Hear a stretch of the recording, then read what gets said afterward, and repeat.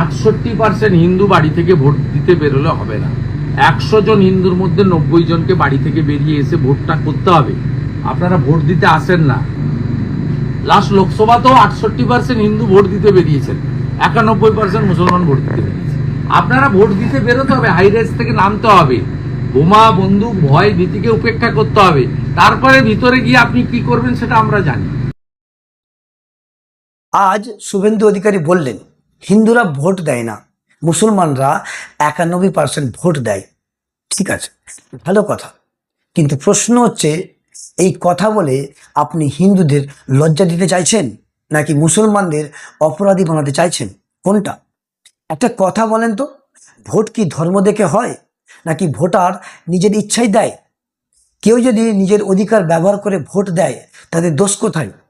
আর কেউ যদি ভোট না দেয় তাতে আপনি ধর্মের নামে দোষী বলছেন কেন? এটা কি ভোটের বার্তা নাকি বিভাজনের কৌশল? ইউএন টিভি কিছু বলছে না, শুধু জিজ্ঞেস করছে। তাহলে বন্ধুরা, এই বিষয়ে আপনারা কি ভাবছেন কমেন্টে জানান।